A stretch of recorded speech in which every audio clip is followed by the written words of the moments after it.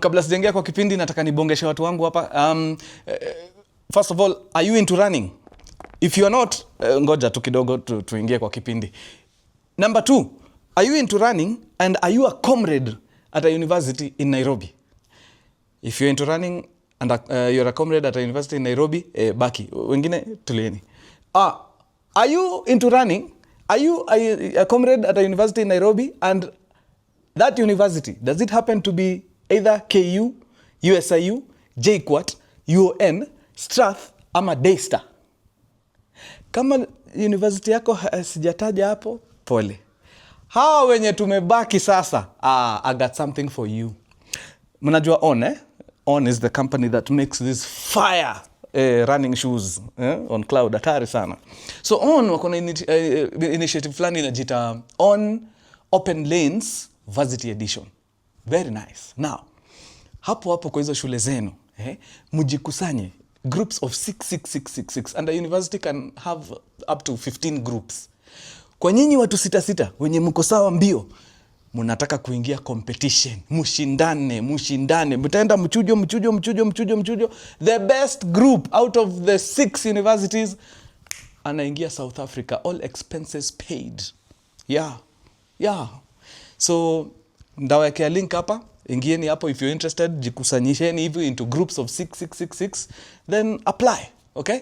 And it's more than just a competition. Hapa bana itakuwa a whole festival. Kutakuwa na mambo ya food pale, mambo ya fashion pale, fun zones, nini, itakuwa full mwenjo yo. Itakuwa hatari sana. So if you know you have it, you have the grit, na uko na kikosi strong, shikaneni wa 6, link iko hapo, apply. Tutaonana hapo kwenye On Open Lanes Varsity Edition. Okay. Tunaye JKUAT, JKUAT, tunaye JKUAT, hamtaiweza.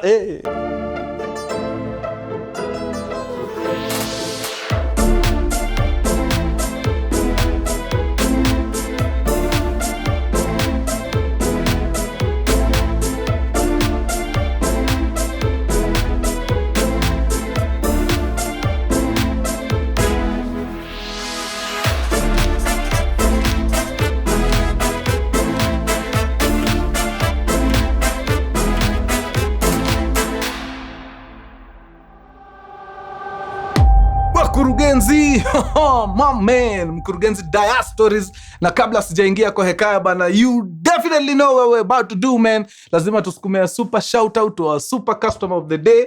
Na leo ni none other than Emmanuel Ernest. Hello! Hey, hapa mambo ni mawili. Either wewe ni mzungu ama wewe ni Mkambodia. Hii inakuwa vako yetu sana. Naitwa Rose Philip. Mambo yetu hiyo. Walai unajua nimesema hivyo na uni maadhe. Mamangu alikuwa anaitwa hivyo. Rose Philip. Rose Philip Mumbua. Pole mam, ni katika pilka kutafuta unga. But Wakamba tunapenda hiyo kitu sana. Hata ule Brenda Jones na shanga hiyo jina alitoa. Hiyo inafaa tu ifuatwe hapo kando na Kaleche. Brenda Jones, Kaleche. Oh wow. Asante sana Emmanuel Ernest. Na anybody else mwenye aliingia pale kwa site akafanya mambo yake, tunakutii mtu yangu. Na hiyo bidii tuendelee hivyo. Kama hujaingia pale, site ni mkurugenzi.ke. Hapo ndio mali iko mazee, na tuna encourage sana watu waingie hapo, watusaidie kuclear hiyo stock, ndio create space for the new things that are coming, vitu moto hatari. So ingia pale, shika kitu. Mazee. Sasa wangona Diastories mingi by then nimerealize inakuaga ni story ya watu wanaenda kutafuta greener pastures huko. Zingine zinaenda vizuri, zingine not so much. Unfortunately, ya leo ni one such story.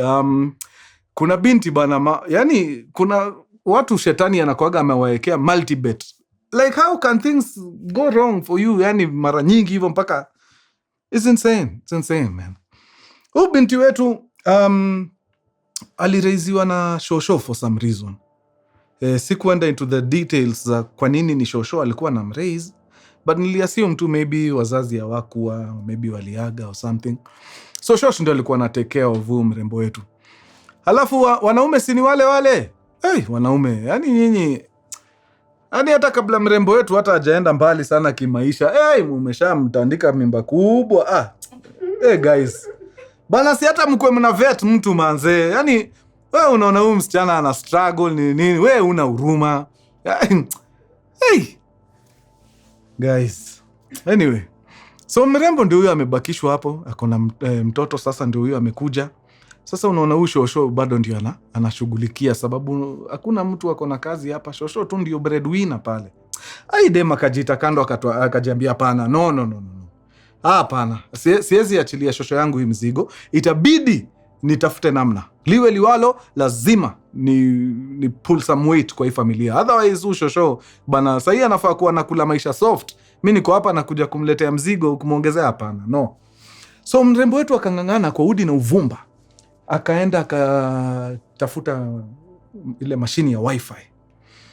Na the reason why alipata hiyo mashini ni sababu alikuwa ameambiwa kuna online jobs zinaingia na zinataka watu ambao kama ulipitia darasa kidogo, wewe ni mtu unaweza jieleza vizuri nini, hizi mavitu za online unaweza piga tu.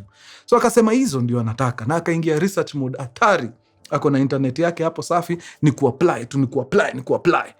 Mungu ni mwema, ukijituma tu vizuri, wewe ni mtu diligent, mambo huaga tu inafunguka. Akapata. So hii kazi mazee ikakuwa ni kazi moja mufti sana, na sababu ni dem fiti, ni dem kujitolea, very diligent, akaiua mbaya, alikuwa anapiga deadly. It was an online job, but yeah, shift yake ilikuwa ya kawaida 9 to 6. Then something happens after amepiga kama miezi 6 hapo ama 7. Job ilikuwa fiti, lakini kukakuwa na kaka reshuffling kali happen. So first of all, kampuni ilianza kusema ni kama ina struggle kidogo. So walikuwa wanatafuta design ya shed a few people. But at the same time, kampuni ilikaa ikapata another client mwenye alikuwa anahitaji hizo services. Hizi vitu za online basically waga ni customer care services. Waga wewe unakuwa customer care for watu wako in another country. So hii company ikadai kuna job ingine imetokea. So if anyone anataka anaweza join hiyo. Na hiyo job ingine ni job ilikuwa kwa country yenye time zone iko off kabisa. So in case uamue kuchukua hiyo kazi, inamaanisha sasa wewe unaacha historia kufanyaga kazi 9 asubuhi mpaka 6 jioni, unaanza kufanya kazi from midnight mpaka kesho saa 3 asubuhi. Sababu hiyo ndio time kwa hiyo country wako maeneo, wako area. So udem alikuwa conflicted. Why? Because hii enye anapiga 9 to 6 alikuwa anaipiga poa sana, na ilikuwa inambamba, yani ilikuwa tu inamjazz. But there's a chance akimaintain anaweza pigwa wembe, juu wamesema inabidi wa downsize sababu mambo haiko sawa. Hii ingine usiku midnight mpaka saa 3 asubuhi, hiyo time kwanza ni time ya upuzi sana, ni watu hawaipendi, lakini ni kama kuenda hiyo ina kugarantii hautapigwa makasi. So I don't know whether she decided ama the company decided for her, but long story short ni she ended up kwa hiyo shift ingine. So sasa yeye kazi ni saa 6 usiku mpaka saa 3. Well, to be really honest, hiyo kuamka hizo time zones nini hazikuwa ati zinamsumbua sana. Okay, si ati ni the best, but hazikuwa zinamsumbua sana. Kitu ilikuwa inamsumbua ni ule mdosi alienda kupata kwa hiyo shift. Mdosi si kama mdosi mwingine walikuwa na yeye wa 9 to 6. Ule mazee alikuwa mtiaji, hakuna kitu mzuri anaona, anawazushia, yani ni wale tu toxic bosses. So hiyo kitu ilianza kumkula polepole, anashindwa, man, ndafanya hii kitu for how long? Let me tell you, by the time alikuwa anagonga hapo mwezi ya 3 ama ya 4, alikuwa so fed up, yani the thought of kuingia job ilikuwa tu inafanya yani anaisha nguvu. Anasikia nikana kuwa mgonjwa mazee. So at some point akaanza kutoa na idea ya ama nafaa nitoke hii job. Hakuna haja ya kuingia place hauna peace of mind, unasikia nikaa uko imprisoned, haiwezi. So haku quit, but hiyo idea alikuwa anacheza nayo sana. The reason why hajaquit ni juu huwezi pia toka tu kimalamala. Unafaa tu unang'ang'ana tu utafute alternative, then mambo ikijipa ndio utoke side ingine. But the more alikuwa anaendelea kukaa hapo, the more ilikuwa inamkula hii kitu. Yani so much so that at some point alikataa kuamka tu hivyo for no reason. Yani mwili tu ilikataa, akasema liwe liwalo, leo napiga simu job niseme sisikii fiti na siingii.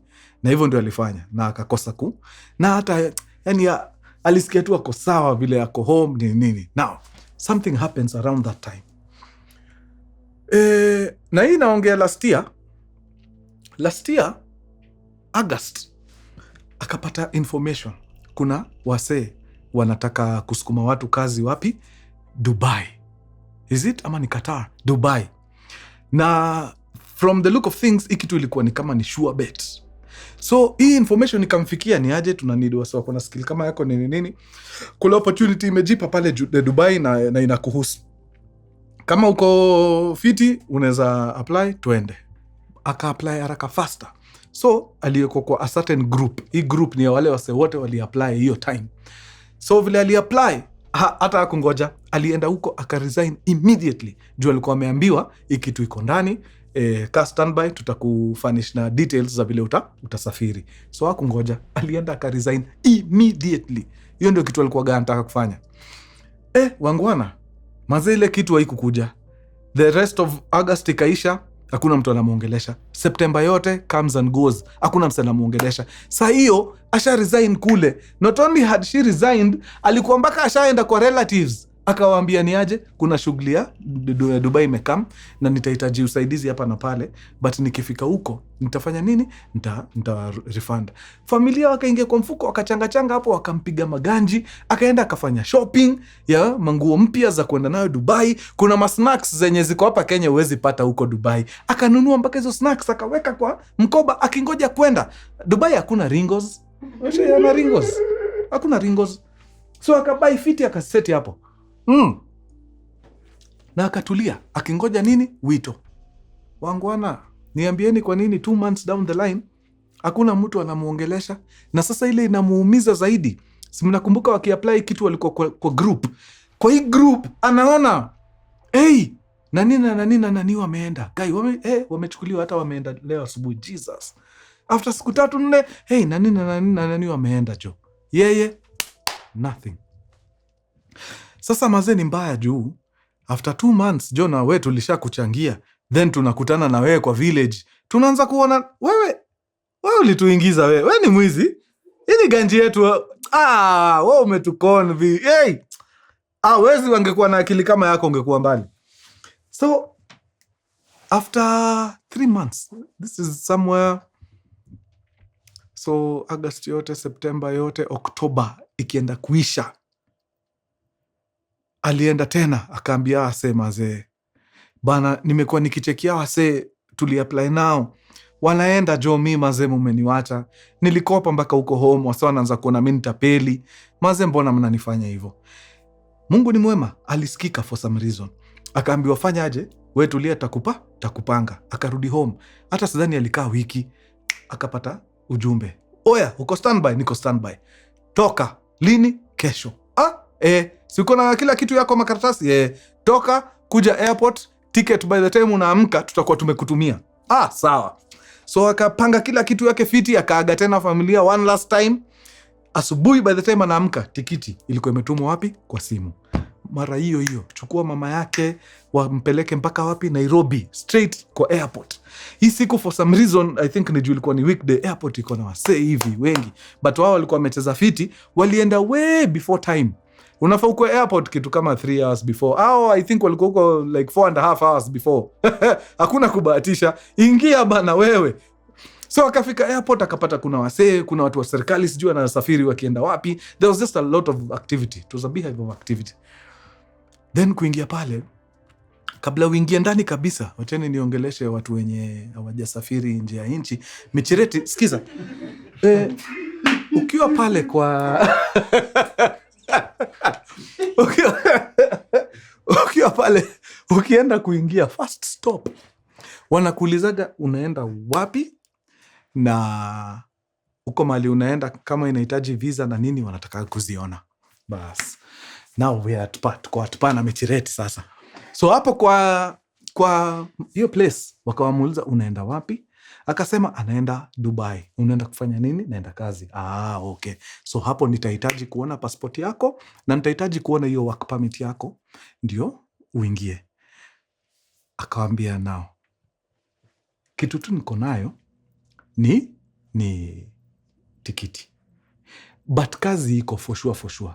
The reason why hawajatuma ni juu alipatia na excuse gani? Hakuwa wanahitaji visa. Kuna excuse tu fulani aliwapatia, which was actually a valid excuse. That's why hana hiyo work permit as at now, but akona ile nini ya kumshow amegrantiwa visa ya kuingia. Hiyo akonayo. So ni ile barua ya nini ndio hajapewa, but imesemekana akiland tu hivi Dubai, ule mwenye anakam kumchukua kwa airport atakuja kama amempatia hizo documents zote nini. Wamse akamwambia hapana mtu yangu. Hapa bila hizo nini sasa itakuwa ngumu. Hautaweza kupita hii point. Unajua hata mama yake yako hapo kando anashindwa. Hata msichana hajaingia airport ndani vizuri mshaanza kumnyima tena rada. Manze wacha waanze kuplead. Jamaa anamwambia manze si mimi, ni sheria. Sheria inasema ndio nikubali utoke hapa uingie tu kwa hii airport hivi. Lazima ukuwe na kila kitu. Otherwise ndakuingiza lakini pale hutapita. Utarudishwa tu. So hakuna haja ya kupatia ule kazi mingi. Wacha mimi ni deal nimtolee watu haraka faster. Ndio pale ndani kazi iende mbio. Wa mama wakakataa hapo, wakapiga magoti, wakaomba, wakabeg jamaa, hapana kila kitu iko sawa, atapata hiyo barua akifika nini. Yaani huyo jamaa aliangalia hivi huyo madam na mama yake hapo wakaona wacha nisikue mimi ndio naharibia mtu destiny, ni sawa. Wewe ingia, lakini wewe huko ndani ukienda usumbuliwe, jua nilikwambia. Sawa. Hapo ndio msichana na mama yake wanaagana. Akaingia, akaweka mzigo pale mahali zinaskaniwa. Ndio sasa ingia aende wapi? Kwa boarding. Si boarding, counter ya kuchukua nini. So Michi ukishapita pale kwa mzigo. Hapo nimeshaipita. Hapo ushaipita? Local. Gender international bado. Sasa unaendaga pale sasa kwa counter. Hapo kwa counter hakuna kazi nyingi, ni kuverify tu, okay, documents zake ziko sawa, kupatia nini? Boarding pass. Sasa hii boarding pass ndio utaenda nayo wapi? Immigration. Tutafika huko sijali. So akaenda kwa counter ya Qatar Airways. Iko hapo. Michiko International kuna kugana different airlines. Uendagi tu kwa counter yoyote. So unaangaliaga airline yangu ni gani? Ni Qatar. Unatafuta counter ya Qatar Air, ndio ile. Unaingia hapo. Very nice. So akaenda pale kwa counter ya Qatar Airways. Very excited, kila kitu ako ready mpaka kupimiwa mzigo hapa ndio iende check in. Anaambiwa unaenda nini? Okay. Sasa kuna ngori. Ngori gani? Mimi naona tikiti yako tu ni one way. Unafaa kuwa na return. Hapana, sirudi, sinaenda kazi. Najua. But kwani unapanga kukaa huko milele? Si at some point lazima utarudi home. Na nilikuwa na return. Sikuambiwa kitu kama hiyo. Hivyo ndio iko. So pole, ndakupatia time, hata utatoka tu kwa line sababu unashikilia. Enda ukae pale kwa kona, organize return ticket haraka. Bas, wewe ukishalipa ni hivyo, nionyeshe tu hiyo, wewe uingie uende. Akona pesa ya return ticket, atoe wapi? Akakol mama yake huko, wamenitoa kwa line. Kwa nini? Wanasema na need kukuwa na return ticket. Mama akamwambia acha nikuambie mbele nyuma, niko na fare ya kurudi ushago. Mbele nyuma. Wewe si nimekuonyesha formula hapo nje? Hiyo formula ndio uapply hapo mpaka uende. Bas. Mrembo wakarudi kwa line, akapiga magoti. Kaambia walai mimi walai. Itabidi mkubali nipande ndege, otherwise itakuwa mbaya. Na mimi nikilia nakuwa mbaya sana. Nipatie ni tikiti niende, itakuwa mbaya. Akalia hapo deadly. Yaani hasa wakataa walikuwa wanamwangalia hivyo wanashindwa. Yaani tutakupatia uingie, lakini wewe kitu ikikuapenia pale ibidi urudi na hauna ticket, ndio utajua. Afadhali hivyo tulikuambia ukiwa kwa country yako kuliko kuambiwa urudi ukiwa kwa country ya mtu mwingine na hauna hiyo ticket. Utatukumbuka wewe. Pimia huyu mtu mizigo zake aende. mzigo ikawekwa pale, kapimo iko sawa, ikaingizwa check-in chwap.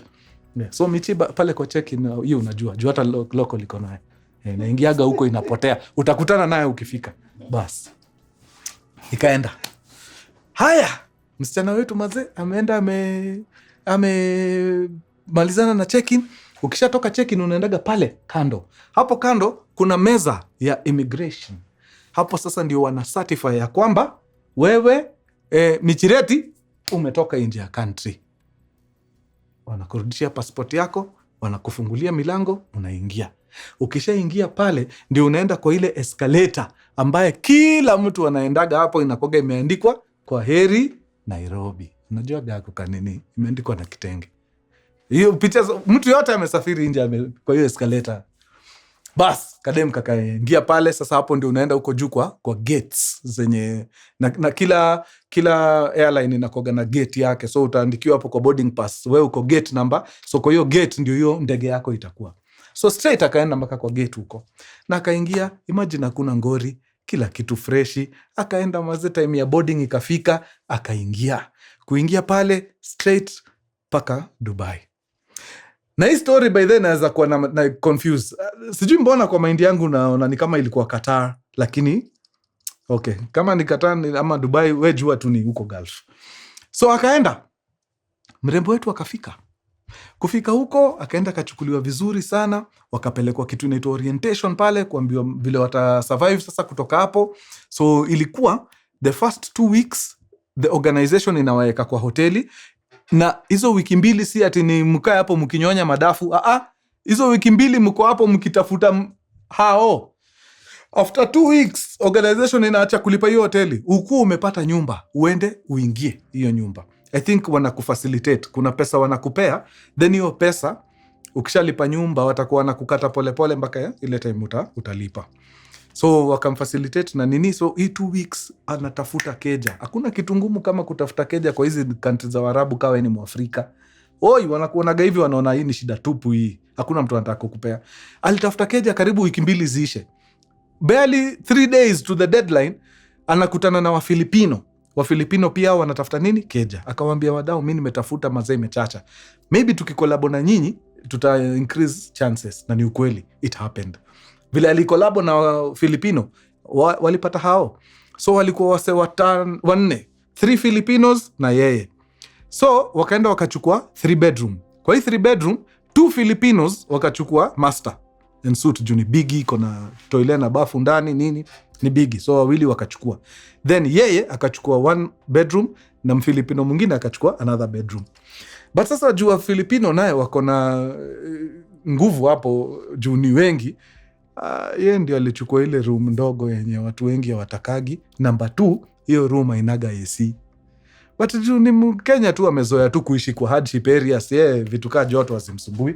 Ako tu sawa as long as ako na keja. Na hivyo ndio mrembo wetu alipata keja wapi? Pale Dubai. So pale job si ati ni sure bet. Bado mnapigishwa ma-interviews hapa na pale. Kuna mpaka stress tests, pressure tests za kuangalia wewe uko na hiyo grit ya ku withstand pressure. Msetu anatokea tu anakubulibuli hapo tu the whole day. Aone tu ninia juu. Most of hizo makazi huko zinakoga high pressure jobs. Na akapita with flying colors. Then kila kitu ikakuwa sawa na akaanza employment officially. Sasa hiyo country inakoga na sheria moja. Wakati wewe ni foreigner, wanakutax 30% of your income. But not forever. They only do that for 6 months. Ukikaa more than 6 months, wanaona wewe sasa we ni mmoja wetu na uko hapa kuendeleza nchi yetu. So kutoka leo hatukutax 30%, tunakutax only 1% moving forward.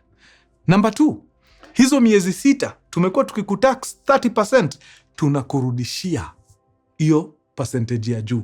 So utakuwa umetoa tu tax ya 1% tangu ukam. So hizo miezi 6 zote wanakurefund hiyo tax yote yenye walichukua. So goal ilikuwa amalize 6 months ndio at least apigwe refund ya ile 30% amekuwa kikatwa, na sasa moving forward anzage kukatwa 1%. Unaona hii pesa itakuwa ni pesa mrefu, itamsaidia mawantu. Na akaingia kazi vizuri. Wangwana, shetani alikuwa amewekea mrembo multibet 3 months in. Sijui nini ilitoka wapi, directive ilikam tu ni aje, mambo ni noma. Kwa nini? Imesemekana jo ma foreigners wamekuwa wengi, itabidi jo tuachane na historia ya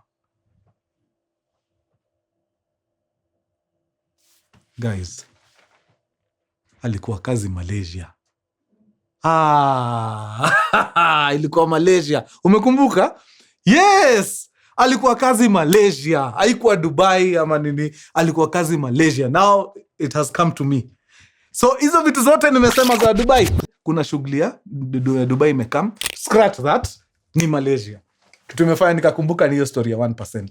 Yes, alikuwa job Malaysia. Alright. So, and that's why ni rahisi hata Mfilipino kupata nyumba huko juu wa Filipino na watu wa Malaysia ni neighbor, ni kama tu Mkenya na Mganda. So, ni Malaysia. So, directive ikakam, ikasemekana manze mumeemploy foreigners wengi. Kutoka leo foreigners ni 30% only. Only. Sasa hiyo unajua ni kizungumkuti, sababu hiyo kampani anafanyia kazi ilikuwa imeandika 80% foreigners. Why? Sababu wao foreigners zile makazi wana deal na English speaking countries. The Malays hawaongei Kizungu, wanaongea tu Malay, Kichinese na one more language nimesahau ni gani, Tamil I guess. So hawaongei Kizungu. So that's why walikuwa wameemploy wengi, lakini sasa na serikali imekaa ikasema 30% mwisho. So wangwana, I know it is heartbreaking, lakini among the people wenye walikula makasi ni mrembo wetu. Unaona tu ile ngori ametoka mazee, sasa finally kajua kameanza kuwaka vizuri, anazimiwa stima kwa transformer. So ikakuwa sasa manze pole, tumengangana, but juu sisi si watu wabaya, wewe tutakupatia 2 weeks, no 1 month. Tutakupatia 1 month ufanye nini? Utafute kazi ingine. In 1 month ukiweza kutoboa kupata job ingine, tutatransfer tu nini yako kwao. So wewe sasa utakuwa responsibility ya wale na unaweza endelea kuishi Malaysia. Unfortunately 1 month ikiisha kama hujapata kazi place ingine, hatutakuwa na budi ila kukuruhusu tu exit and then reapply ukuje tena. So demika kwa sasa hapa ni kutafuta hii kazi liwe liwalo. Hii 1 month by the time inaisha lazima akuwa amepata kazi ingine. Manze alingangana hiyo 1 month wewe. 3 weeks into job hunting, nothing. Hakuna kitu aliwahi. So ikakuwa sasa hapa ni noma. Hapa lazima akubali matokeo. After mwezi imeisha, atoke tu aende. But sasa kutoka kuenda naye pia iko na shortcomings zake. Why? Juu huko Malaysia, nyumba ulipagi mwezi vile tunalipaga hapa. Huko mazee unalipaga lease za 6 months ama 1 year. Unaona? Na sheria inasema usipofikisha hiyo time, deposit yako irudishwi. Umelease nyumba, umeweza tu kulipa rent ya 3 months, haujafikisha 6. Ile time unatoka, ile deposit unalipaga, na huko inakogania story ya 1 month rent na 2 months deposit I guess. Hiyo deposit una forfeit yote, imeenda hivyo. So hapo walikuwa na challenge juu anataka hiyo juu kama anarudi home, mnakumbuka mazee lazima anunue ticket sababu akitoka hakuwa na tiko ya return. So itabidi hii deposit itoke ndio atumie hiyo kufanya nini? Kulipa tiko. Sasa ikaacha kukua ni job hunting. Sasa ni kutafuta mtu mwenye atakam kumreplace kwa hii hao. Manze alitafuta, akatafuta, hapati watu. Sababu gani? Sababu ile room alichukua ni ile room haina AC. Huko kila mtu amezoea AC jo. Sasa unaambia mtu akuje kwa room haina AC aje? Noma. So luckily ikiwa mbaki siku chache akapata mtu.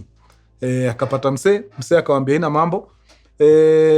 So ile rent na deposit ya miezi 2 ndakupatia wewe, mimi niendelee kuishi. Kwa hiyo hao juu already si ulikuwa ushalipa landlord. So mimi ndakupatia wewe, but unfortunately sina hiyo do yote. For now niko na tu rent pekee. Deposit ya 2 months ndakupatia baadaye nikisha kula mshahara after nimesettle. So dem akadai iko sawa na mambo ikakuwa freshi, na akaenda kwa job akaambia waseni aje, nimejaribu kutafuta kazi imekataa, so itabidi munichapie tu hiyo nini yangu ya exit, mimi nifanye nini, nielekee.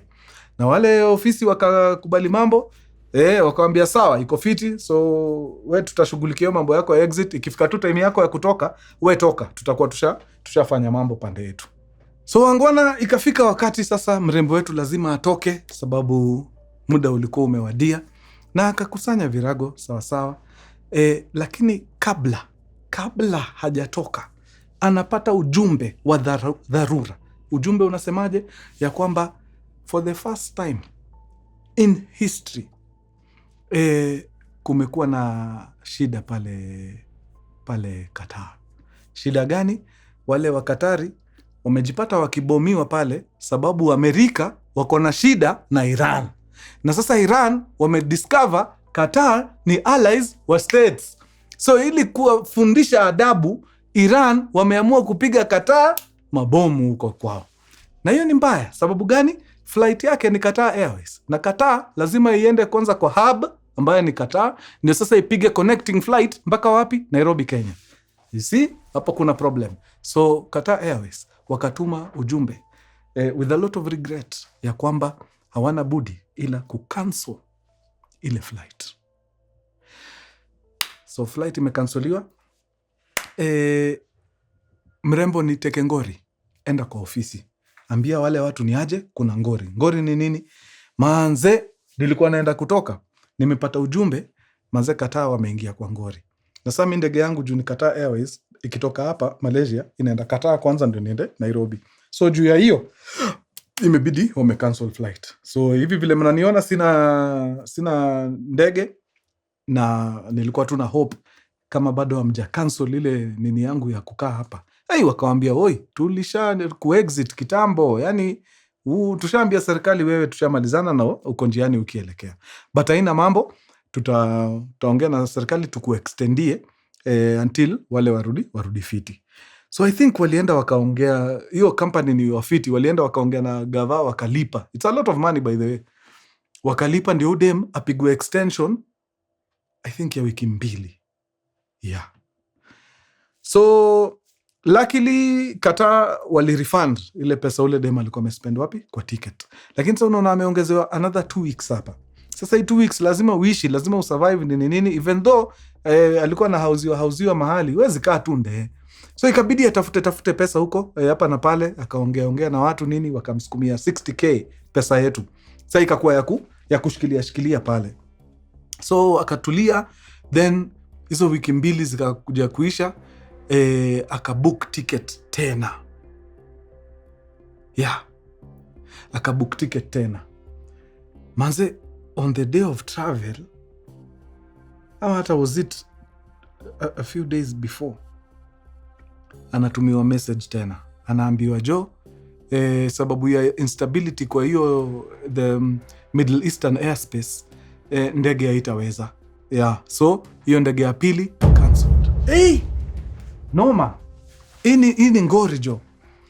So lazima atoke aende tena report, aambie wasee huko job mali ametoka, ni aje, najua mlini extendia.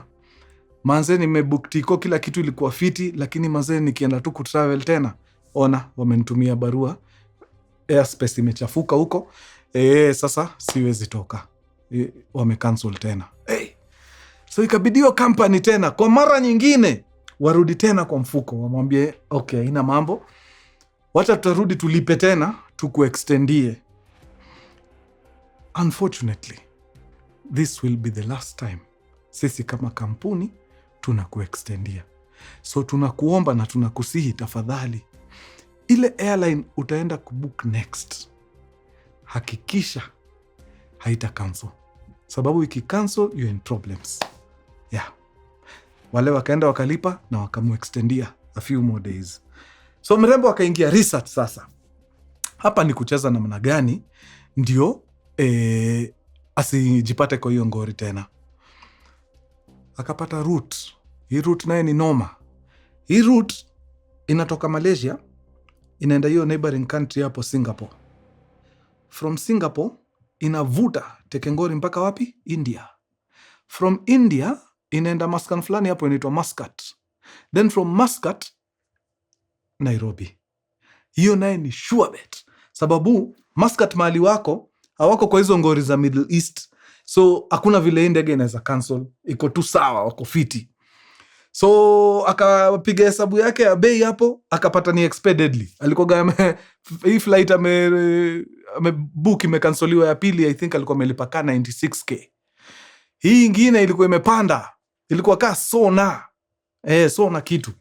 So ikabidi kubambanya pesa hapa na pale nini ajikaze deadly, akaenda akapata tiko. But unaona sasa hii ni sure bet sababu hakuna mali kwa hii route kuna michafuko ya anga, hakuna.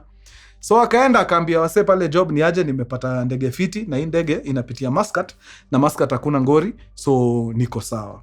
Na wale wakamwambia sasa ni hivyo, we jua hizi siku zikilapse sisi tumemalizana. Ikakuwa ni sawa. So Mresh akarudi. But sasa hana business kuendelea kukaa hapo angoje zile wiki 2 zenye ameextendiwa nazo hapa. Yeye akasema acha tu abuke kai imebaki like a few days tu. Atoke tu aende. Hata kama nini yake bado itakuwa valid, ni sawa. Yeye at hiyo time alikuwa amefika mwisho, anasikia hapana, ana need tu kutoka. So ikafika wakati ana need kuishia. Pack kila kitu vizuri, ameenda ule dem mwenye amekuwa kimhost hapo, akaagana poa, akamwambia mazeni aje, asante kwa kunishughulikia, wacha sasa mimi nitoke niende. Na dem akampiga push vizuri, akahakikisha ameenda ameingia. Na huyu dem mwenye Mkenya akarudi kwa keja, huyu mwingine akaingia airport, afanye nini? Apambane. So kawaida process ni ile. Ingia pale, ingia okay, wewe unasafiri sawa, ingia, enda wapi? Pale kwa counter ya boarding. Pale kwa counter ya boarding ule dem ameingia hapo fiti sana, ameangalia okay. Nini route gani? Okay, naona unaenda Singapore, then from Singapore India Muscat, then Nairobi. Okay, sawa, leta documents basi nione. Kapatiana hapo passport yake, visa nini. But udem anaangalia anashindwa, mbona kuna kitu hauna mtu wangu? Anashindwa nini hiyo sina? Mimi naenda home. Huko sihitaji kitu. Huko naingia tu, huko ni kwetu. Akaambia wazi. Hii line yako si unaona inaanzia Singapore. After Singapore inaenda wapi? India. Huko unahitaji visa. Huwezi ingia tu India hivyo. Lazima visa. Why? I'm on transit. Mimi sishuki India niende Malabo huko. Hata sitoki kwa airport. Mimi nakaa tu hapo ningoje yenye itanipeleka Muscat niende home. Akaambiwa sasa hiyo ni sheria maze. As long as una transit through India, lazima ukuwe na visa. Na si India pekee, hata Europe kuna countries ziko hivyo. As long as you are transiting kwa one of those countries, you must have a valid visa ya that particular. Sasa dem anashindwa. Sasa naanza wapi? Akaambiwa usijali, piga masimu hapa na pale. Unaweza anza na embassy yako ya Kenya. Watakusaidia ku reach out to embassy ya India. If you're lucky, unaweza make before flight yako. Juu unaona uko kama 2 hours away. Flight iko ka 2 hours away before itoke. Dem akaanza masimu. Hazishikwi. Anashindwa kwa nini hazishikwi hizi masimu. Ndio anakama anapata maze. Manze ni Friday fulani mbaya.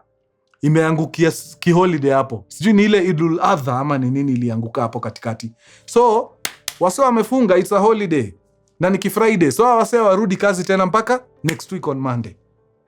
Yani udem alifika mwisho deadly. Alikuwa amefika ile point ya sasa.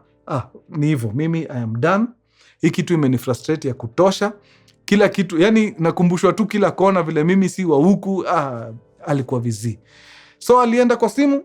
Akaandikia watu wake ka message kafiti. I think aliwaambia amechoka. Amefika mahali, amefika mwisho. So anatafuta tu alternative ingine. Na akazima simu. Alternative yake ilikuwa kujimaliza. Juu sasa anafanya nini? Haiwezi. So akiwa kwa hiyo pilka, the reason why hata alifika mwisho ni juu zile 2 hours zilikam zikalapse. Na zikilapse, hii si kama hizi airlines zingine. Unajua hizi airlines zingine ni sababu ambazo hazingeweza kuepukika. So hizo airlines zingine walikuwa kila time wakicancel, wana refund. Hii, bana si shida yao. Sisi tulikuambia, tulikupatia itinerary, wewe kazi yako ilikuwa tu ukuje airport na the necessary documents usafiri. Sasa the fact that haukuwa na the necessary documents, that is not our problem. So we will not refund. Juu sisi tushafanya kazi yetu. Kiti yako tulikuwekea. Wewe ndio huku show up. So hiyo do yote kunywa maji. That's why alikuwa amefika mwisho hivyo. Yani kabisa. Juu saa unaanza wapi? So alizima simu, I think aka blackout hapo for very long.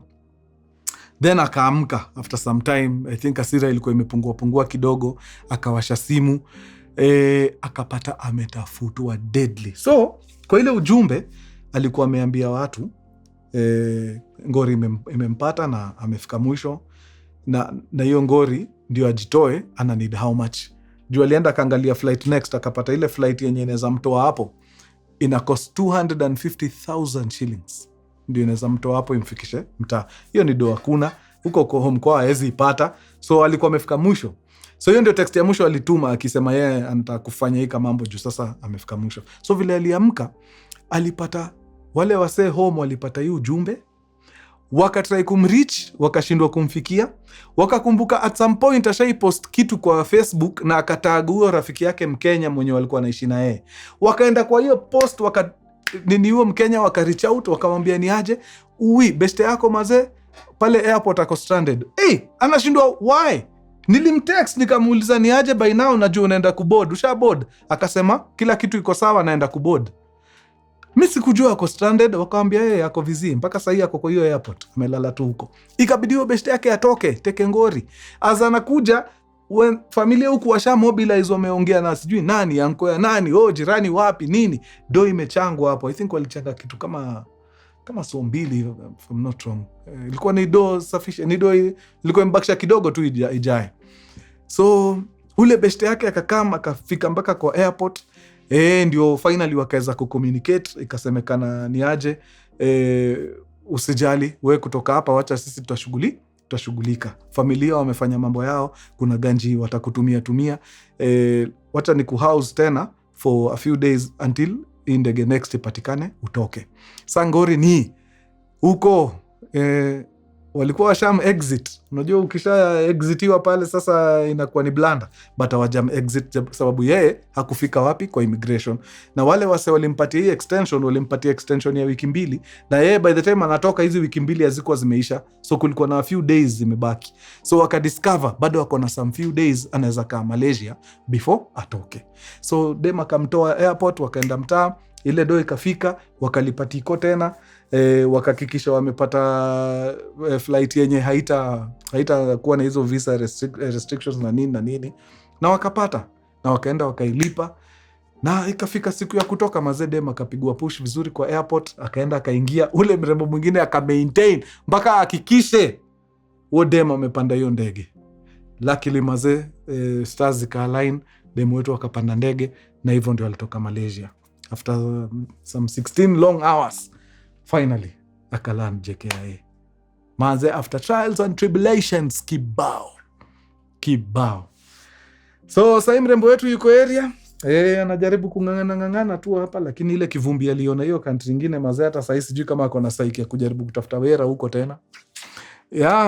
Anasukuma tu mjini. Mnakapitiaga guys. Nyinyi wenye mnaenda country zingine, Haya basi, wacha nifungie hapo. Imekuwa true. Tutaonana baada ya siku chache. Safi? Adios muchachos. Peace. All right.